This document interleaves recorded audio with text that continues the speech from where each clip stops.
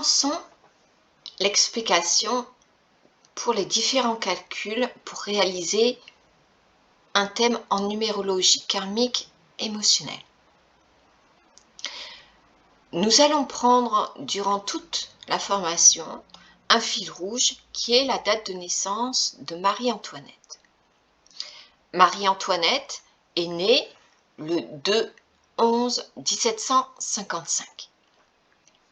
La première chose à faire est le calcul vertical comme à l'école. Faites-vous une première colonne et notez cette addition verticale. Donc 2 plus 11 plus 1755. Vous faites l'addition, vous obtenez 1768. 1768, c'est l'année charnière, on l'appelle aussi l'année pivot, on peut trouver d'autres noms. Quand vous obtenez cette année charnière, vous allez la réduire. Donc faire 1 plus 7 plus 6 plus 8, d'accord?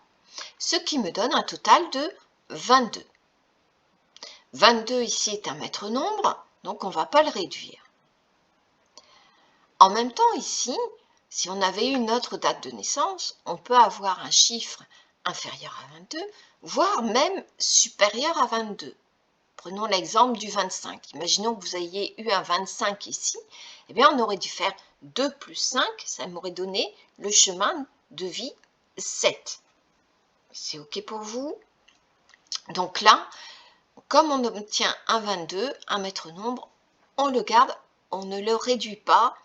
On va voir si on va pouvoir l'associer à sa réduction ou si c'est vraiment une vibration pure dans le 22. Passons à une deuxième colonne qui va vous donner donc les chiffres qui vont être étudiés dans le thème. Donc, on va réduire, si besoin bien sûr, le chiffre de votre jour de naissance. Donc là, on a le 2, ça reste 2. Le mois de naissance, 11, c'est un maître nombre. Donc là, on le garde. 1755. Ben, on fait 1 plus 7 plus 5 plus 5, ça me donne 18 que je vais associer à sa réduction, d'accord? Il faudra prendre ces deux chiffres-là dans l'analyse. À l'heure actuelle, pour les enfants qui naissent par exemple en 2023, à l'heure actuelle, eh bien, vous allez pouvoir vous apercevoir que l'année actuelle, en réduction, va avoir qu'un seul chiffre. Ce sera le 7. D'accord? Mais là, pour les années qui viennent de passer, eh bien, on a toujours deux chiffres. D'accord? Voilà pour la deuxième colonne. Maintenant, on va aller voir dans la troisième colonne si mon chemin de vie, c'est bien un 22, j'allais dire, pieux. Faites-vous une troisième colonne avec tous les chiffres qui auront été réduits. Donc, ça va vous donner ce qu'on appelle l'emplacement des dettes ou rééquilibrage karmique, c'est la même chose. Et on va voir, on va les vérifier si j'obtiens bien un 22 ou autre chose. Donc, le 2, 2, 11, je le remets 11, je rappelle, les maîtres nombres, normalement, ne se réduisent pas. Et dans le 18 associé à son 9, eh bien, je vais prendre le 9. Vous voyez, le deuxième chiffre à chaque fois. Donc, je fais l'addition de ces trois chiffres-là et j'obtiens bien un 22. Et donc, ça me prouve bien que Marie-Antoinette était bien dans un chemin 22. Mais peut-être que dans d'autres thèmes, on aurait pu avoir, par exemple, un 13. Et là, mon 13, il n'aurait pas fait 22. Donc, ça aurait été autre chose encore. Là, on reste dans le cadre, c'est un 22. Quand vous avez un cas comme ça, il est intéressant de faire le calcul linéaire, même si en soi c'est une erreur de faire un tel calcul pour le chemin de vie. Ça amène souvent à des interprétations qui ne sont pas exactes. Mais là, ça peut vous donner un petit supplément d'information. Et bien là, vous voyez que le calcul linéaire, eh bien, il nous donne encore le 22. Si c'est bon pour vous, eh bien, nous allons aborder la suite des calculs. On va aborder les calculs des chiffres qui vont s'activer pour la moisson, la récolte, c'est la même chose. Donc, c'est des chiffres qui vont s'activer à un certain moment de notre vie, c'est-à-dire pendant le 3e cycle. Ils ne vont pas s'activer avant. Alors, comment on les calcule? Eh bien, d'abord, le premier, là, eh bien, ça va être la réalisation du jour et du mois, ou vibration du jour et du mois.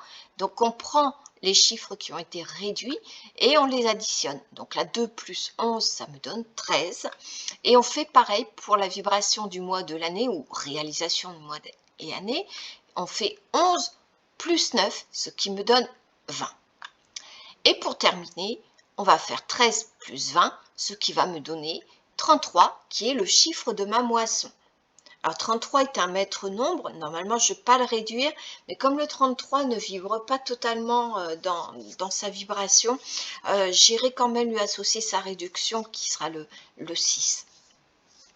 Voilà. Bien, maintenant on va aborder les derniers chiffres que l'on aura à étudier pour la date de naissance. Donc ça va être les challenges, les défis. Le premier calcul, ça va être le défi de l'âme. Le défi de l'âme, c'est l'addition des unités de la date de naissance. Donc 2 plus 1 plus 5. D'accord? Ça nous donne 8. Vous auriez pu avoir d'autres chiffres, hein, même supérieurs à 10. Donc, ensuite, quand on a des chiffres supérieurs à 10, on va les réduire hein, automatiquement. Ensuite, on va passer au défi du jour. Le défi du jour, on prend le jour de naissance. Et on va prendre donc le chiffre le plus grand et on va lui réduire le chiffre le plus petit. Donc ça fait 2 moins 0, ce qui me donne le défi du jour 2. Pour calculer le cadeau du jour, eh bien on prend le chiffre 9 et on lui retranche le chiffre que l'on a obtenu dans le défi du jour. Donc là, ça fait 9 moins 2, ce qui me donne le cadeau 7. Et voilà. C'est fini pour les calculs des chiffres à étudier de la date de naissance. Enfin, c'est fini, c'est plutôt le début. J'espère que vous avez tout compris. N'hésitez pas à revoir cette petite explication. Et sinon, continuez, vous allez avoir d'autres exemples dans la prochaine leçon. Voilà. Donc, n'hésitez pas à me contacter si vous avez besoin d'informations supplémentaires, soit sur le groupe de Facebook, soit par mail, ou en dernier lieu, eh bien, par téléphone. Voilà.